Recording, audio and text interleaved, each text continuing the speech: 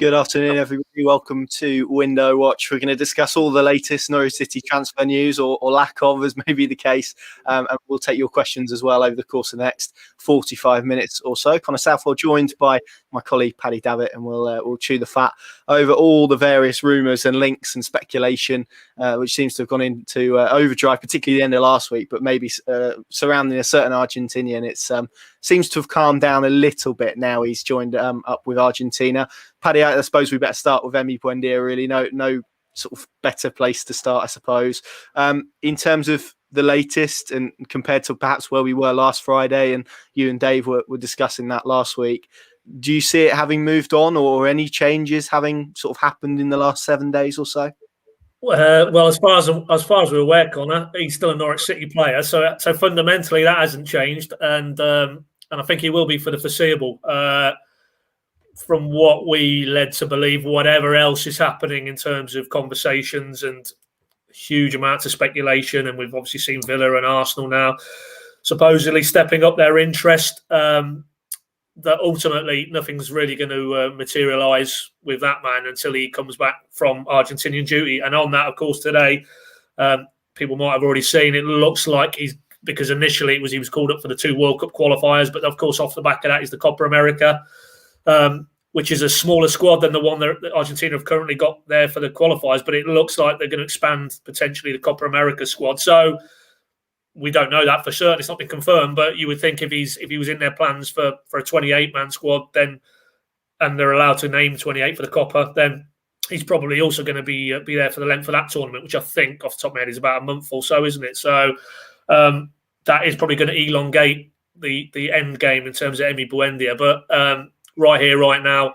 there's certainly nothing imminent, and there won't be because of the logistics of he's the other side of the world. So as far as we're aware, the latest is, as you were, that Stuart Webber has been very, very quick off the mark. We went down there. We were privileged to have a fair amount of that man's time a couple of Fridays ago now, was it? No, it probably wasn't a Friday, was it?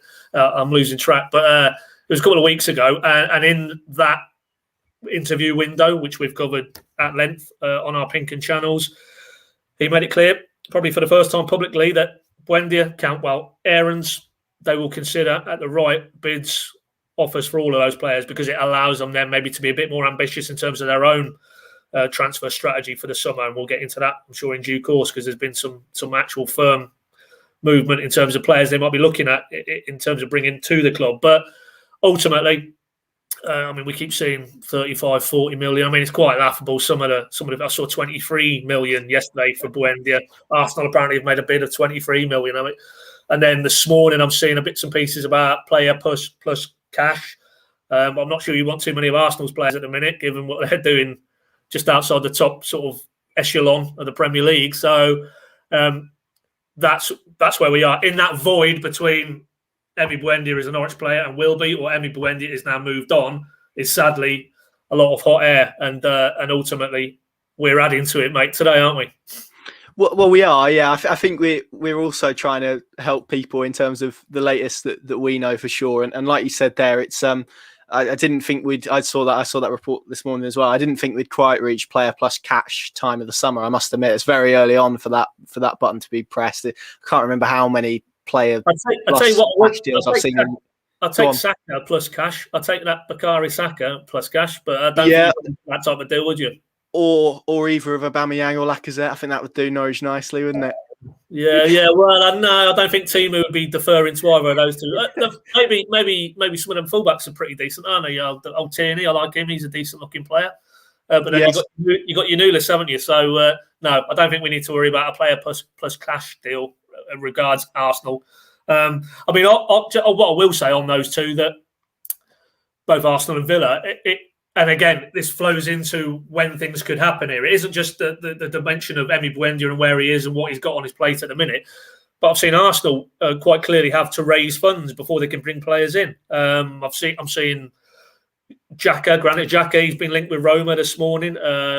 Hector Bellerin looks like he's off as well.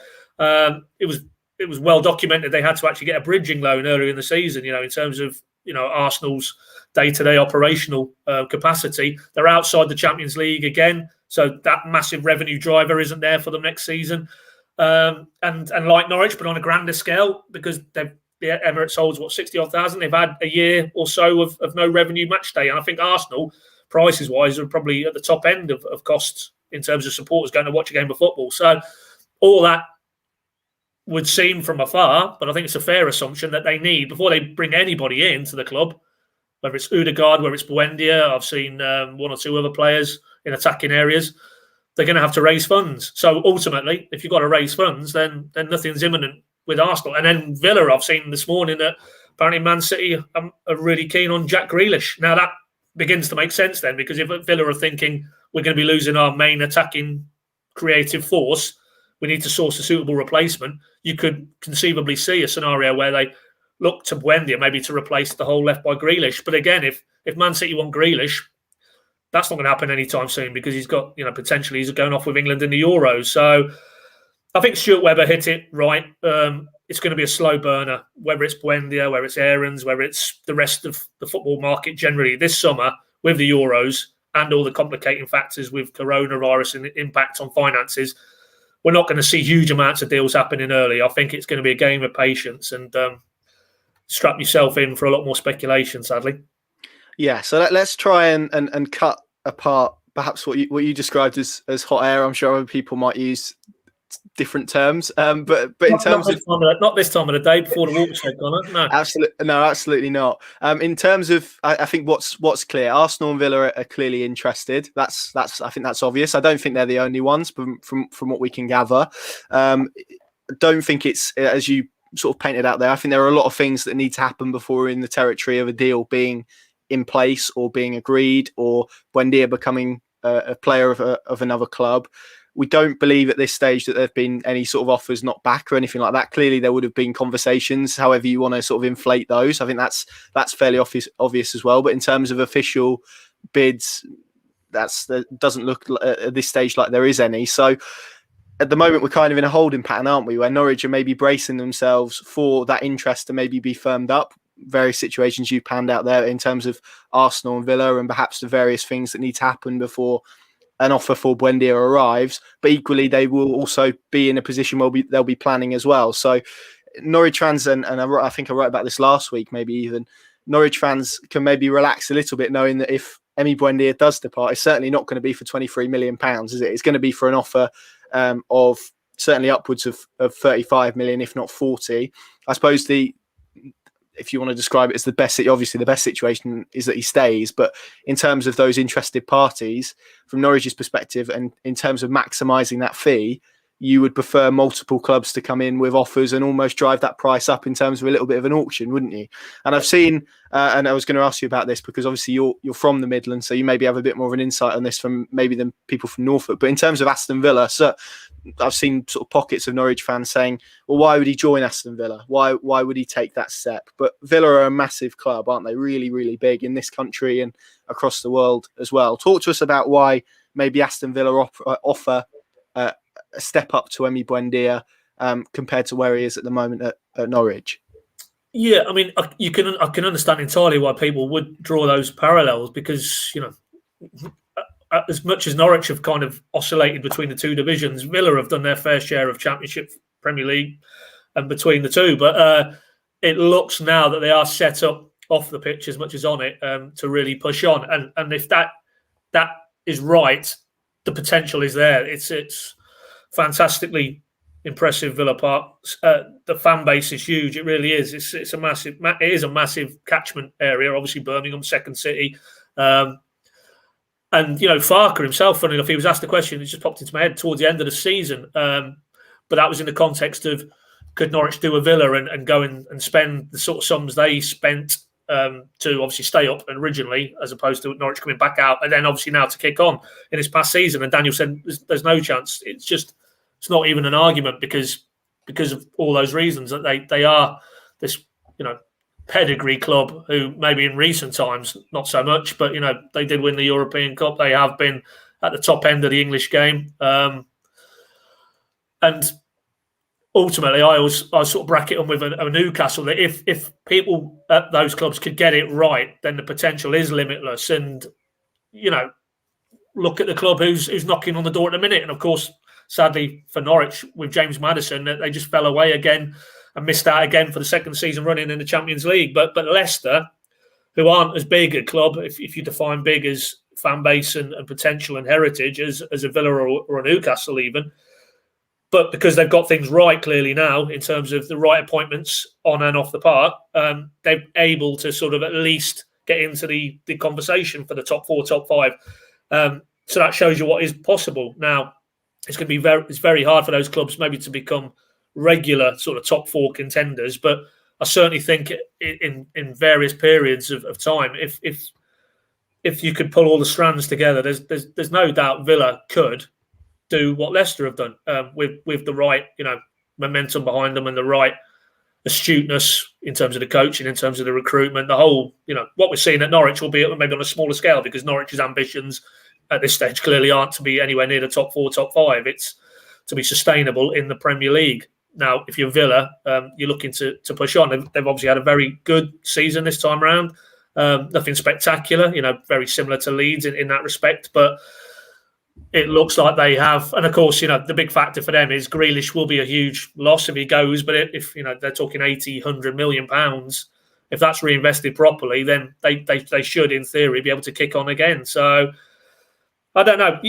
I mean, ultimately, is Emi Buendia, as he said in the Spanish media earlier in the week, guaranteed to play for titles and play in the Champions League if he went to a Villa? Well, no, obviously not. Not right here, right now. But you could say the same about Arsenal, which is why I thought it was quite intriguing that he was asked again about Atleti, who obviously just newly crowned Spanish champions.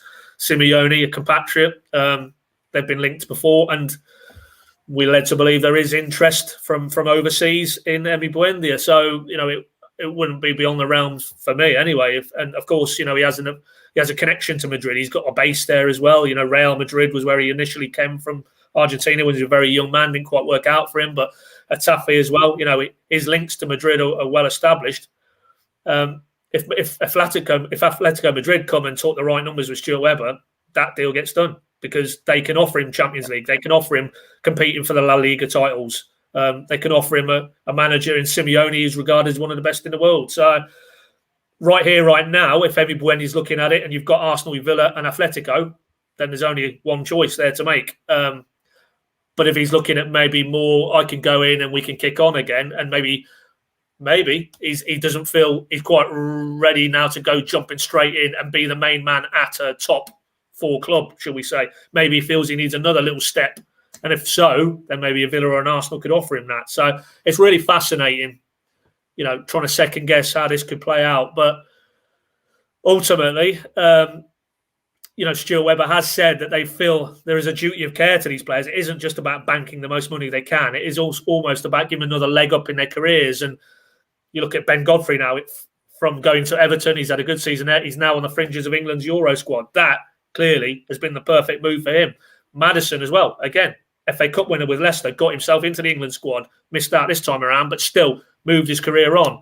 And I'd imagine, you could debate whether Villa are probably at that level at the minute, but potentially they could be. So we will see. But the real good thing, I think, and you touched on it there, Connor, is that auction element. I mean, if we've got 3 clubs already quite keen to take the man, if he goes and does anything with Argentina, you can multiply that and also the fees involved. And it's worth reiterating.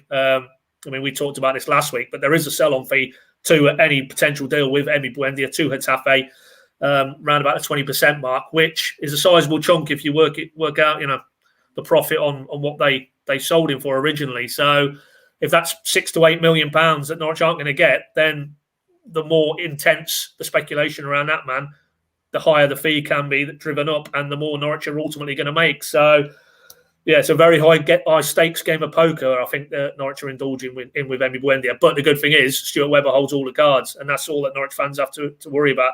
That whether it's him, Aarons, Camel to a lesser extent, we had a little line in the week in terms of his contract situation, but certainly Aarons and Buendia, contractually, Norwich called the shots, and Webber's not going to be bullied, as he showed with Jamal and Liverpool last summer. It's easier to play poker, isn't it, when you've got 3 or 4 interested parties than maybe when you've just got one, and it is very, very high stakes in that situation, and one wrong move can see the whole pack crumble, so to speak. Alan Monument asked a question on Facebook about that sell-on fee to Getafe, which I think is worth mentioning as well, which you've just mentioned there on there. I've seen a few people asking whether that is based on profit or if that is just a sell-on fee. In terms of your understanding, if at all, which one of those would you say? Is it based on profit or is it just based on sell-on fee in terms of the fee that they end up getting for him? No, it'll be the profit. And there's always a bit of and it annoys me a little bit. It's always Emi Buendia. He only cost £1.5 million from Getafe. Well, when they got promoted in 2018-19, there was a £5 million clause that got triggered. So he's actually cost them £6.5 million as it stands. So in theory, it should be the profit on 45 million, we'll say, for argument's sake, minus the 6.5, and then you subtract your 20%. So, as I say, it could be quite a sizable chunk, and all the more reason to get that nudge that up towards 50 million, which I'm sure Stuart Webber would be. Can you imagine that, a 50 million pound player leaving Norwich? Frightening. Yeah, well, there was some hope, wasn't there, pre-pandemic, that maybe he could be that, and if all of the sort of wheels fall into place, I suppose, all the cogs fall into place, and there's no reason why that couldn't happen again this summer. You mentioned that if he keeps dribbling past Lionel Messi, then he'll definitely be going for quite a sizable amount of money. What a absolutely. Great and if Argentina can keep capturing it on film or through a camera, that'd be great for Norwich, wouldn't it? As well. Can you imagine Atleti having a front three of Emi Buendia, Luis Suarez, and João Felix? That's pretty incredible, isn't it? Just finally on him, in terms of, because we've spent a large portion of this already speaking about Emi Buendia, in terms of odds, if you were a betting man and you were going to say, sort of look at the odds of Emi Buendia being a Norwich player come the kick-off of the Premier League season, what would you kind of rate Norwich's chances at?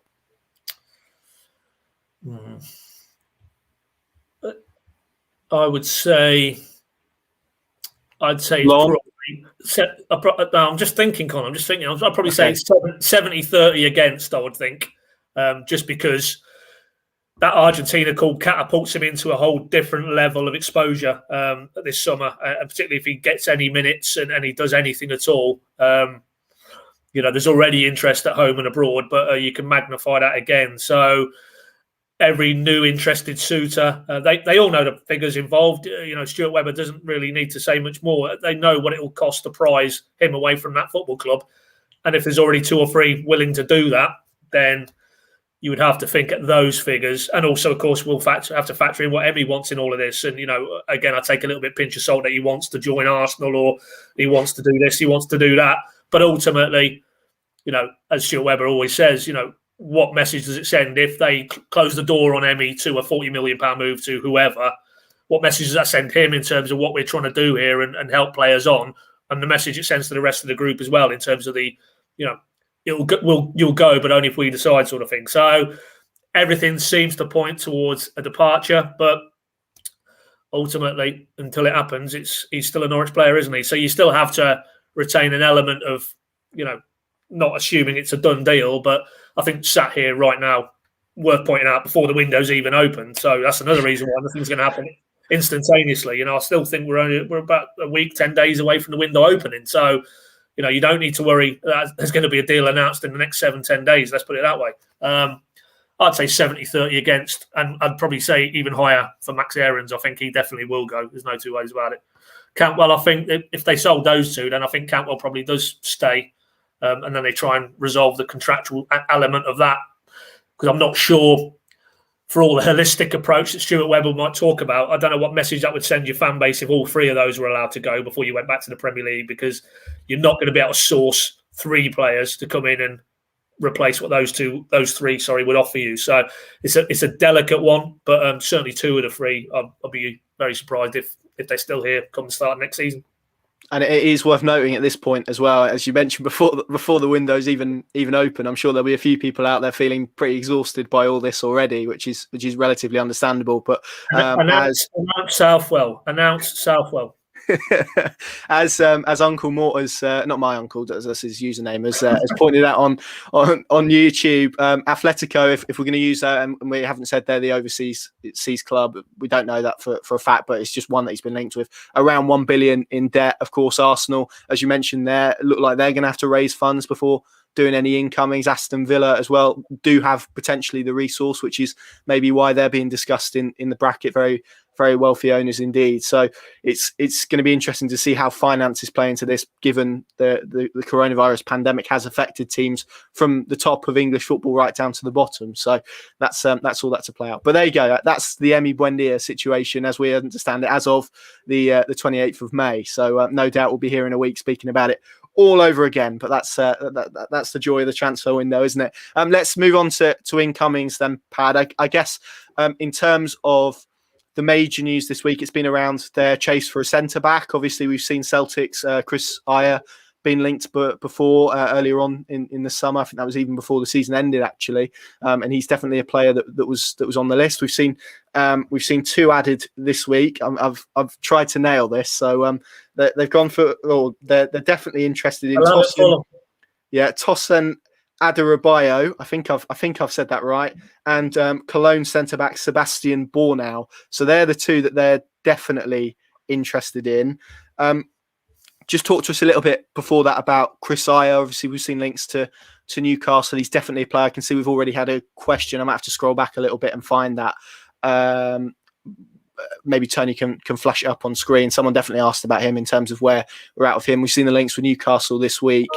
That is looking increasingly unlikely at this stage. I think that's probably fair to presume. Looks that way, Connor. Yeah, and I think he was the one they were quite sweet on. To be honest, I think if you ranked those three you've mentioned, I think he was a bit higher up the pecking order. So if that is the case, then they'll have to move down their list. And we do know that those two you mentioned. I'm not going to try and. Well, no, I won't try and. I can't even got Max Ayres. I'll tell you what I've done. Right. I'll tell you what I've done with the Fulham lad. I'll try and show you on my notes. I don't know how well they come across there, but I've actually broken it down. So I that's think the sort of research that means you're going to go far, Connor. That's why. Exactly.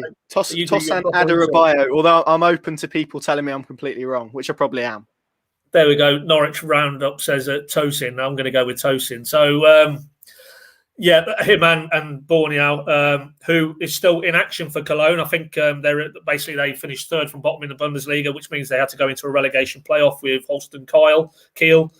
And they lost that first leg 1-0 at home midweek. So you would think they're going to face an uphill battle to stay up in the Bundesliga. And if, from what we led to believe, they go down financially, that man will be off. He's contracted, I think, off the top of my head, another 3 years or so. He has played for Belgium, Belgian international. Really interesting backstory. That no pun intended, but he had an issue with his back. I think he had to go for surgery in January, I think, of this season. But had a really bad reaction to the anaesthetic to the extent I think I've read some reports. He was put into an induced coma. Yeah, it was pretty life threatening. So he came back from that health scare and back to actually playing, and he scored the winner against Schalke last weekend, the final weekend of the regular season. Great story, which relegated Werder Bremen and reprieved them in terms of giving them a lifeline in this playoff. So. Didn't know too much about him, if anything, really, prior to the links. But his age profile and the level he's played at, and obviously the fact, he's on Belgium's international radar, that alone tells you he's clearly highly thought of. That is a very Norwich-type piece of recruitment. You could see that happening. And again, Stuart made it quite clear that with a fair win, they would like to probably break their transfer record this summer, and they probably would need to just about to bring that lad in. So we'll probably have to wait and see what happens in his second leg now. I think it's this weekend. But if they go down, he won't be playing in Bundesliga 2. So we'll see whether that means he's playing for Norwich in the Premier League. But why wouldn't you want to come and try your luck in the top tier in England and one of the best leagues in the world? So and the Fulham guy, I think what's interesting me about that, I mean, I've heard reports that there might be a buyout clause actually, but because he's come from Man City last summer. And I've seen reported figures of 2 million, which I find very strange for a lad who was like England under-20 international. He's come out of Man City's academy. So whether that was just they didn't think he was good enough to maybe feature for them. They've got some absolutely spellbinding centre-back options, to be fair, under Guardiola. So they just basically wanted to turn that around and move him out the door. But played a lot of games for Fulham, didn't quite work out for them on the pitch. They've come back down, but he's got quite a body of experience now in the Premier League, and he's such a young man. I like physically, athletically, he looks a really powerful operator. And again, you could see the Norwich recruitment brains looking at him as one who they could come in and develop a bit further under Daniel's sort of coaching. So both of those are definitely on the radar, and we'll see what happens. But what I take from that type of link and that calibre of player is that's the quality over quantity that Stuart has talked about, and having more of a Burnley type approach in the sense of a slimmed down squad where they need to keep them fit, obviously, and the sports science needs to be very good, but that the quality threshold across that reduced squad is better than carrying a 25, 30-man squad where you realistically know there's guys there, if they have to come in, they won't be good enough over any length of time in the Premier League. So I'd be quite encouraged if I was a Norwich fan that they're the level of signing they're trying to target, both in terms of pedigree, potential and transfer value as well. It's a very positive step for me. Yeah, you mentioned Bornau there, 22, Belgian, as you mentioned, 6'3", ticks all those boxes in terms of the physical side of things that we know they're looking at as well. They've got new sort of recruitment systems in place to monitor players' physicality. So that's something else, another tool they'll be using. And interestingly, as you mentioned there's this relegation element as well. If Cologne do go down, and as you mentioned, 1-0 down to Holstein Kiel in the first leg of that Bundesliga relegation playoff, then reports in Germany suggest there is a release clause for him as well, which may make that deal maybe more financially viable than perhaps it is at the moment. So that's maybe, and you mentioned the buyout clause for Adarabioyo. That is, they're probably things that Norwich City will be looking at in terms of value in the market as well. So two definite ones that add up there. With those two, Pad, do you feel now we have the names in terms of Norwich City centre-back chase? These are the two that maybe they're going to narrow their focus on in the weeks ahead. Maybe once sort of Bornau's season does conclude and we do know whether he's going to be a Bundesliga player or a Bundesliga 2 player, which does alter the dynamic slightly. Obviously, the fact he's played in the Bundesliga this year means there'd be no issues in terms of the work permit. But as soon as he stepped foot in the Bundesliga 2, that would suddenly become an issue. So it would have to be this summer if they wanted him. It couldn't be in January. And obviously with Adarabioyo, there's clearly Premier League pedigree as well there. So two different options for different reasons, maybe for the same position. But in terms of names, do you feel these are two now that maybe top that list for centre-back?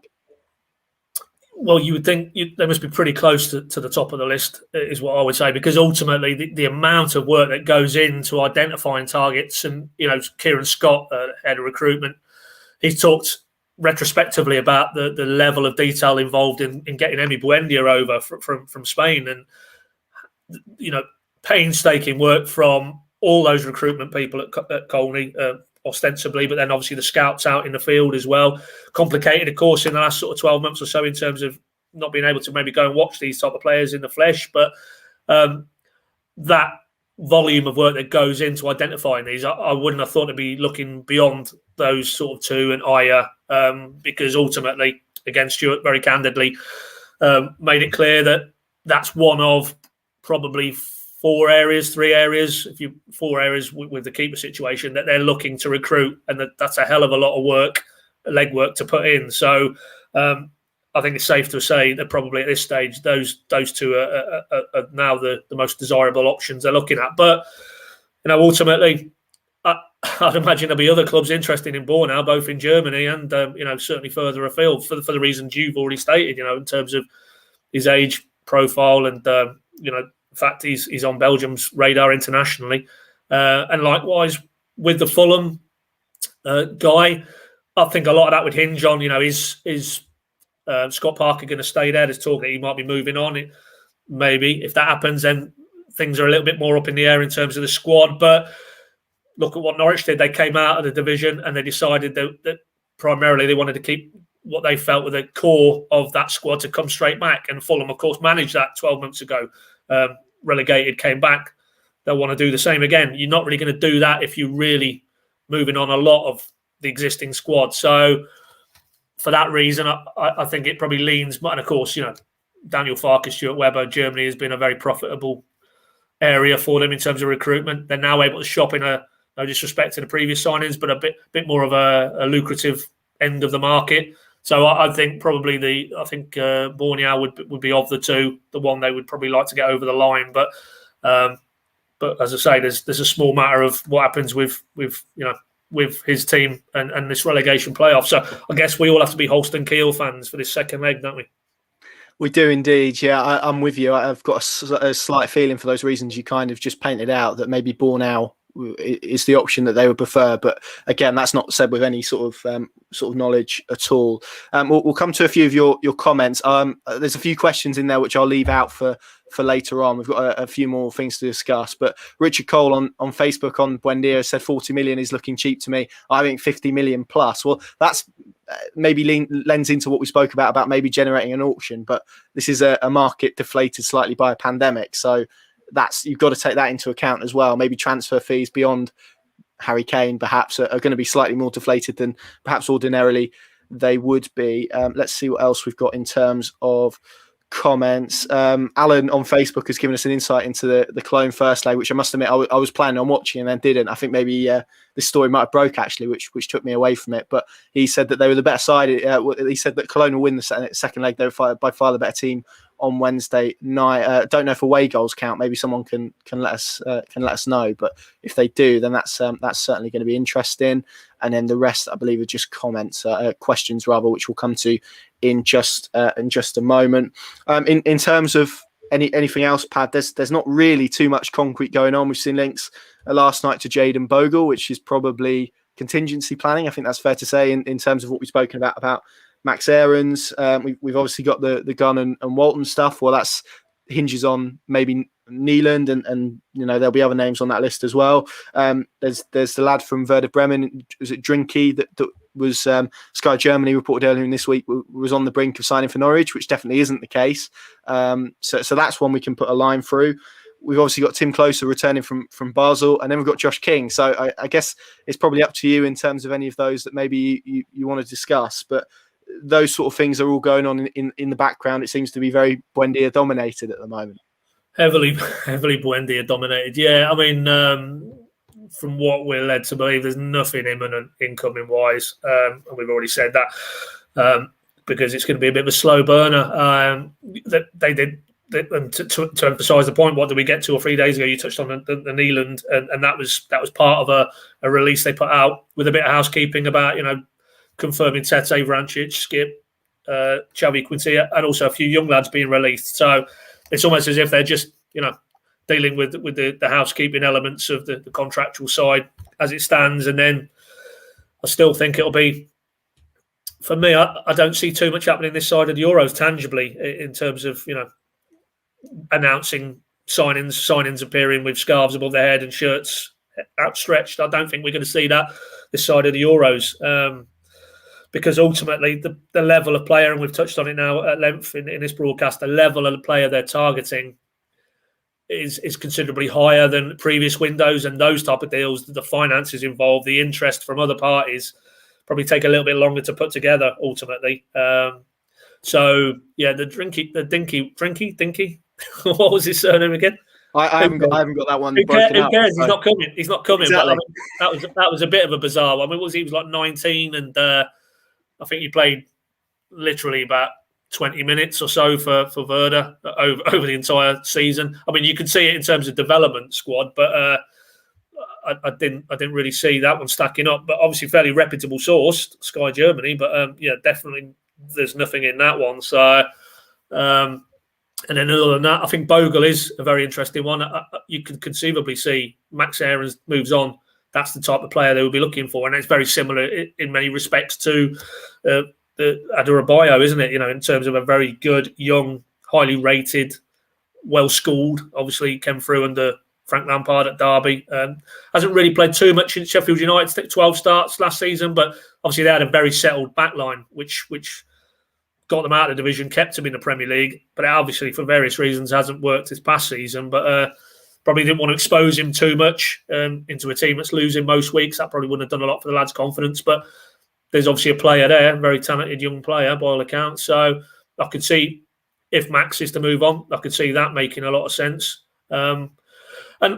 And with all of these, whether it's Villa looking at maybe Buendia instead of, as an alternative to Grealish, hypothetically, or whether it's Bogle, moving into the space vacated by Max Aarons, it's a very difficult thing to pull off, because ultimately, if Norwich go looking for a right back after Max Aarons has departed for a lot of money, then you can guarantee whatever right back they try and bring in, there'll be a Max Aarons inflation to the fees that they're being quoted. So do you do those sort of deals in advance? But if you're fairly confident that Max, for example, there is going to be a tangible bid and it will make sense to all parties, and you move them on. So there's so many different facets to how this window could pan out, really. But I think ultimately, underpinning all that, don't want to risk repeating myself, but underpinning all that, it's going to be a slow one. I don't think we'll see anything really this side of the Euros tangible. So we'll probably be doing a lot of these for the next few Fridays, I would think,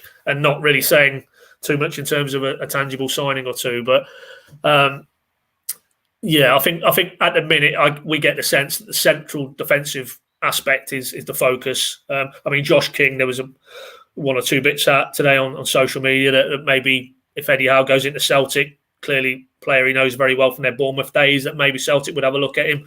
That makes complete sense to me. But we do know that area of the pitch, wide player can play down the middle, is one of those that they are definitely looking actively to recruit. So maybe that's where Dinky came into the equation. But I think it will certainly be an upgrade on Mr. Dinky. Good luck with the rest of your career, young man. Absolutely. Just in terms of the goalkeeping situation, obviously Norwich put out a bit yesterday, didn't they? And they released players who we may come on to later if we get a little bit of time in that. Neeland's talks continuing. Yeah, you have to say the longer this goes on, the less likely it looks that he commits. But who knows in terms of what offers he has on the table. In terms of Angus Gunn, it seems there's some interest from Wolves, amongst others. I would add to that as well. And I think he probably would be open to joining Norwich as well if the project was sold to him as maybe being Tim Krul's long-term successor, because of course this is a man who was on loan at Stoke, who I think would have been fairly keen to have him back on loan another season, but Southampton have decided to pull that agreement, according to reports sort of local press down in Southampton. So it's going to be interesting to see what happens with that. But of course with Gunn and with Walton, both names on a list, and they will be there amongst others. And of course we don't need us to sort of pan out and explain why Angus Gunn is of interest to Norwich City. I think anyone of a Norwich City persuasion would know that. In terms of Josh King, Pad, as you mentioned, a lot of stuff out there already today, but that one I would argue maybe always seemed unlikely given the wage demands maybe that he attaches. So there's that element as well. And that's kind of where we are, isn't it, in terms of incomings and outgoings, but no doubt there'll be plenty of work continuing in the background. Let's dive into some of the comments that we've got, and we've got absolutely loads. So we might have to skip. Why are we talking, Connor? Just keep bringing these lovely people onto the show. I absolutely will. We'll start with Patrick Brighty on YouTube, who said, any follow-up on the rumours about Robert Andrich from last month, the central midfielder at Union Berlin. I believe they've just qualified for Europe, the UEFA Conference League, of course, which is in force next season, but European football nonetheless. What do you make of those links? A midfielder who's already said publicly that he'd like to come to England. Yeah, I think I saw something saying he'd like to try his luck in London. I think I might have said this on it might have been last Friday's. I'm losing track now, but technically Norwich isn't London, but you could definitely commute to London. So I don't know, from a lifestyle point of view, whether Norwich would make sense. I'm sure he's looking at some familiar faces at Norwich, and of course they could offer him Premier League football. But no, he's not a name I think we've heard too much in terms of people inside the football club in recent times. So I think that probably was a little bit more of a 2 + 2 could equal, because clearly Norwich are in the market for holding midfielders. There's not really been too much. I mean, there was the Turkish international who was linked, whose name escapes me now. Is it Ozan Tufan, yeah. Yeah, but by all accounts, he probably will have his pick of some more established Premier League clubs this summer, so I don't see that necessarily. And obviously, we all know the situation with Ollie Skip. They want him back. They'll wait until the very last minute of the window if they have to get him back. That's interesting that Pochettino might be in talks to go back there. I don't know what that probably wouldn't help Norwich's case, I think, because he would know all about Ollie Skip, you would think. So Time will tell. But for me, central midfield, I think, could hold the key. I mean, ultimately, we've spent a lot of time here talking about central defensive options, but you look at what they've already got here, and Grant Hanley's just come off probably arguably his most consistent season, certainly in a Norwich shirt, but maybe of his career. Ben Gibson, so much to prove after how it turned sour at Burnley. I think both of those you would be reasonably confident that they could go up and hold their own in the Premier League. We've obviously got this young Irish sensation on Mabama Daly who's coming through now as well, and huge question mark. And I'm not talking in terms of he would go into the Premier League and be a frontline option, but he certainly potentially could be in the mix in terms of the squad makeup. Christoph Zimmerman, of course, as well. If he gets over his injury issues, but it's less for me about what they do central defensive wise in the summer.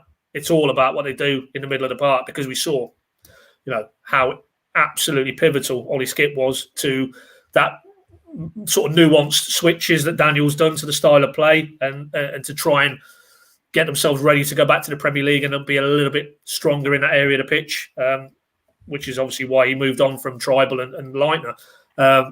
And if it's not to be Skip, it needs to be similar types of player. And if they don't really recruit well in those areas, then you would fear that it might be more of the same, because that screening role, that ability to read the game, to put out fires, particularly if Norwich are, as they were far too often in the last Premier League campaign, too susceptible when teams broke on them with pace. Those counter attacks. Some of those teams literally like the Red Arrows. I mean, I remember Man United at Carrow Road and Villa as well. Even in fact, although they heavily hit with injuries around that time, early part of that season. But ultimately, they need to get it right in the centre of the park, because I don't think they've obviously got enough in the squad as it stands. If you're relying on Lucas Rupp and Kenny McLean, with the greatest respect, I think they need upgrades in those areas. And of all what could happen in the transfer window this summer, for me, that is the key area, because I think get that right, that could dictate whether they stay up or not. Agreed. Yeah, it was maybe arguably the major issue in the Premier League last time, wasn't it? That midfield area. Oliver Bensley on Facebook has said, "What out of contract players do you think Norwich could be looking at?" Adam Reach, Aston Villa, Andre Dizel, he was at Ipswich, wasn't he? I think in Townsend. I don't know which Townsend that is. I presume the West Brom Townsend, Connor Townsend. Pad, any out of contract? I guess Josh King falls into that category, doesn't he? But you would imagine Norwich City will be pitching themselves at maybe a higher caliber of player than those four mentioned. All day long. I mean, what did Stuart Webber say? I keep referring to it, but ultimately he's the main man. So anything he says, we have to attach significant weight to. And he basically said a good window for Norwich is, by the end of it, not only the 11, but the squad is better than what they've got at the minute. And with the greatest respect to those players that ran along the ticker there, none of those improve Norwich's squad. They certainly don't improve the 11. So, yeah, absolutely, it will only be upgrades, and hence why the ones we can talk about with certainty that they're being linked with are of a level that you would probably say are an upgrade on what they've got, or certainly add to what they've already got. Agreed. D. Sexbury on Periscope. Hi guys, do you believe Norwich have already got any deals done but won't release until it's open? I guess they've got two, haven't they? Which is Unulis and Gibson, which I'm sure Norwich fans will be aware about. They won't be announced until July the 1st officially, but as good as done. But beyond that, as we've referenced, Pad, nothing imminent. Just a lot of things probably bubbling under the surface. 100%. Yeah. I think I don't think there'll be any draws with contracts in with locks and keys at Colney yet. I think plenty of talking. You can be sure now. Stuart Webber is needing a few phone charges through the day, because the amount of calls he'll be fielding from agents acting on behalf of clubs, agents acting on behalf of players would be off the Richter. So, but ultimately, it's probably going to be a lot of talk. And then, as I say, I keep saying it, but I think the Euros really does hamper what clubs are going to want to do this summer, because it. As we discussed right at the outset, Emi Buendia isn't physically in the building. It's very hard to get a deal done. Well, ditto for any players, and ultimately the players Norwich are probably looking at, maybe in those central areas, and maybe that wide area might well be at the Euros as well, because that's the level of player they want to try and attract. Absolutely. Eastern Underground Sounds, which is a great name. Do you think Jose Fonte would be a good signing as a backup free agent? Lots of experience. He must be getting on a bit now. Yeah. He was former Palace, Southampton, wasn't he? In France. Was he in France there? Do I recall? He might be. He might be. I can have a quick Google and tell you in about 2 seconds. Tony just Captain Lille to the title. There you go. There you go. 37 years 37. old though, Yeah. so you have to say probably slightly pushing the profile that Norwich City would look at, but certainly a reasonable shout. Brasini, I hope I've said that right on YouTube. Predictions for highest value signing figure in this window. 10 or 11 mil. Yourself? There we go. Yourself, Colin? Yeah, I would agree. I think any basically discount, if Norwich get linked with a £15 million striker, then you know to ignore it. Let's see what else we have got here. Just fill in. Yes, to Jake's question on YouTube, we spoke about him a little bit earlier. You can catch that probably in the last section where we spoke about the two centre backs that they're looking at. Here we go. Here's a nice one. Edward Kelly has asked, I'm curious who's Pookie's backup. I'm not a Norwich City fan, which there you go. We're widening our audience to non-Norwich City fans at least. So thank you very much for watching, Edward. Hope you're enjoying the insight or lack of that we're providing. Speak for yourself. Well, you've given a pronunciation lesson today. This is like an English class. There you go. Who is Teemu Pukki's backup? Well, at the minute, it's two players, Adam Ida and Jordan Hugill. Adam Ida will certainly be on the Premier League journey and seen as one who can potentially step in and step up. Jordan Hugill, some of the noises we hear are that, if there was hypothetically a Championship club who came and offered a significant amount of money to tempt Norwich, they might consider that deal. And if so, they aren't looking clearly for an out-and-out striker to come in and compete with the main man. Basically, if he's fit, he will play, and that's the end, top and bottom of it. So hence why they're looking for a bit more flexibility in that final third of the pitch, and a wide player who could potentially or has potentially in the past played down the middle. But it's a fair point, because ultimately 2 seasons ago, when Teemu Pukki's scoring goals for fun and winning the Premier League Player of the Month for August, and first Norwich player since Efan Okoku to score a top-flight hat-trick, it's, well, why do you need to park very expensive additional strikers on benches? Because you don't need one. But then, of course, he got that injury at Leicester, I think, in the December of that season. He was never really the same player.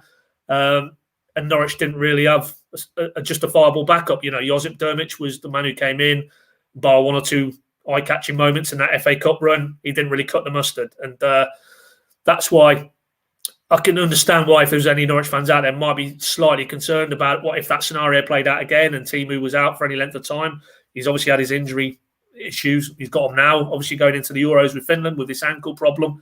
That would be a worry, but ultimately, I think we touched on this before, that if you've only got a finite amount of money to spend in the window and you feel there's other areas, and we know the centre of the park is an absolutely key area, you really need to divert your attention and your funds maybe to that area and not roll the dice, but hope that you can cover maybe other parts of the squad with a bit more creativity from within, in terms of Adam Ida, for example, stepping up. And to be honest, he had a very disruptive campaign, but he scored on the opening day at Huddersfield last season. He scored on the final day at Barnsley, and both of those goals very similar in terms of his penalty box awareness and predatory instincts, and that, as we've seen at every step of his career, if you get the right service to him, I think he will score goals. So ultimately, it's to be decided. But I think Adam Ida, in the right sort of setup, could score goals in the Premier League. I'm not saying he would displace Teemu and suddenly be, the next greatest thing since sliced bread. But I think he has the capacity, and that's more importantly, whatever I think. I think that's what Stuart and Daniel think. They think he has the capacity to step up and impact in a positive manner, should Teemu be unavailable through injury or whatever, Norwich games in the Premier League. So great show of faith in the young man, I would say. And that's why, as things stand, at least, of course, it may differ if a suitable offer comes in for Jordan Hugill. But as things stand right now, that actively they're not looking for a striker, isn't it? Because of Adam Eder, and they feel he can cause the Premier League by surprise. Although, as we've already spoken about, a winger that can maybe play centrally is certainly on their list. Jake Tidy has asked on YouTube, any news on Ryan Gould to Norwich? I read something yesterday saying that apparently he's got 20 offers on the table, which is an incredible piece of work by his agents to get that out there. But I would say probably highly unlikely, given maybe the caliber of player that Norwich want this season. But albeit has done very well in Portugal this year. Pad, have you got anything to add in terms of Ryan Gould?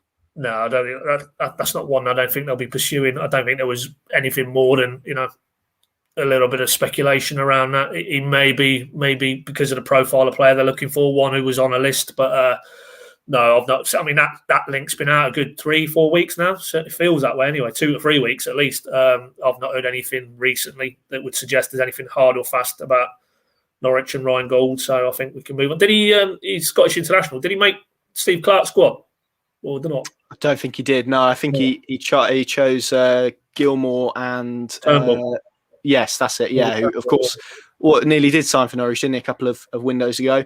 Not transfer related specifically, I suppose, although you could argue it is maybe an incoming transfer. Any news on BK8, which is the you might have to nudge me on which country it is, but Thai. I'm getting Thai. I might have to check. Asia anyway. We said Asia. Yeah, Asian online. Is it betting or casino? I'm not quite sure. Well, but Chris Harvey has asked any news on them as the new sponsor or just a rumour. Pad, is there anything you can say on that?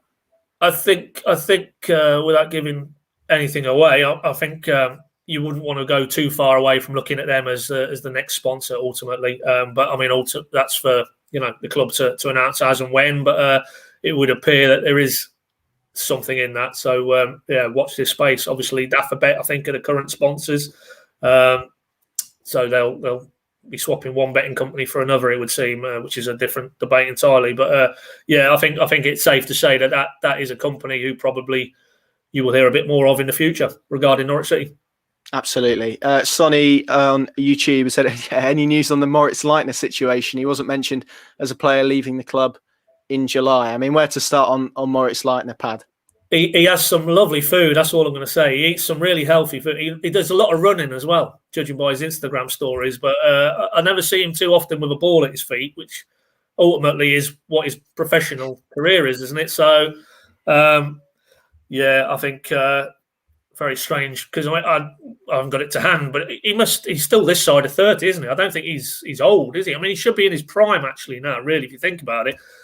Given his pedigree, on the bench for Borussia Dortmund in the Champions League final. We got the Champions League final coming up this weekend. At his age, to be, essentially without a club because he hasn't kicked a ball really, has he? 28, yeah. 28. I mean, it's sad on one level. It really is because we all saw the ability. What a classy, technically gifted young footballer or footballer, and for whatever reason.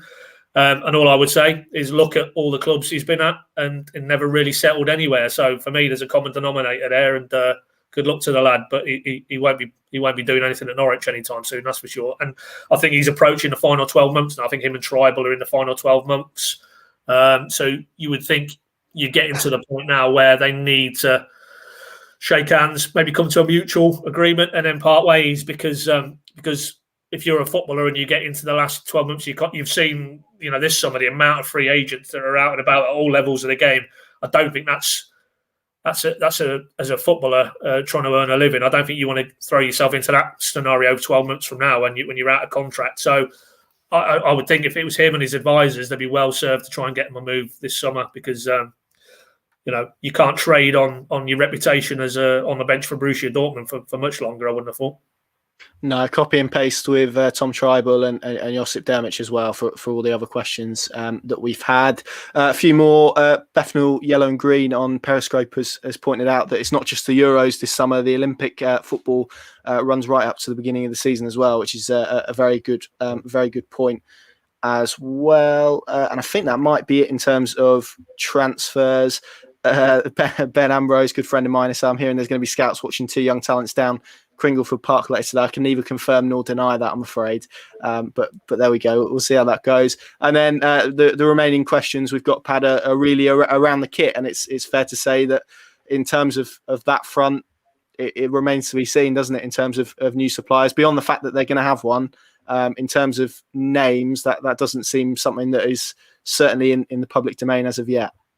No, probably a little bit like the sponsor. It feels like, and I've not spoken to anyone specifically in the last 24, 48 hours on the commercial elements, but I think that it feels like, looking at it, that they're maybe leading up to a bit of a summer barrage of announcements in terms of sponsors and kit and new manufacturers, and they just need to time it right, don't they? You don't want to be doing it as Teemu Pukki's kicking off for Finland in the Euros. So I think they're probably just working out. And of course, with all of these things, we've seen it. It always has to be a grand production, like the kit, for example. There has to be this grand Hollywood-style production that takes quite a while to put together, I would have thought, in terms of video and social media campaigns. So maybe that's why, because I've seen quite a few clubs now who have released their new kits for the upcoming season. So I'm sure, and of course, the whole merchandising element, I guess it's the logistics of timing it so that the new kits are actually readily available and in the outlets, the store in the city and obviously at the Carrow Road itself. So there's probably a lot of moving parts to them things, but ultimately that at some point this summer, Norwich will be announcing a new sponsor and a new kit manufacturer and a new kit. But as Stuart Webber always says when you talk to him about the kit, because apparently he gets pulled into these conversations, but he literally always flippantly asks, well, is it green and yellow? Well, yes. Well, there you go. So there's a bit of a variation on a theme, isn't it, ultimately? Unless you go petrol blue / Ipswich for the away kit. Not again. Yeah, I was going to say, something tells me that they won't be doing that again. Have you seen Southampton's? That's a really smart Yeah, Hummel as well. Is that Hummel? Yeah, Hummel. Yeah. They do make some decent kits. I think that's about it, Pad, in terms of 67 minutes and everything we know in terms of Norwich City's current situation on the transfer front. I think we've managed to pack that all into a video, unless someone is going to shout that we've missed something. But I think we've just about covered it all anyway. Anything between, as Pad said, now, certainly between now and the end of Emi Buendia playing for Argentina is likely to be little more than hot air. But of course, any developments on any transfer fronts we'll bring you at pinkun.com as and when we hear them. Pad, thank you very much. Enjoy your afternoon. Thank you all very much for watching. Stay safe, and we'll see you all again very, very soon.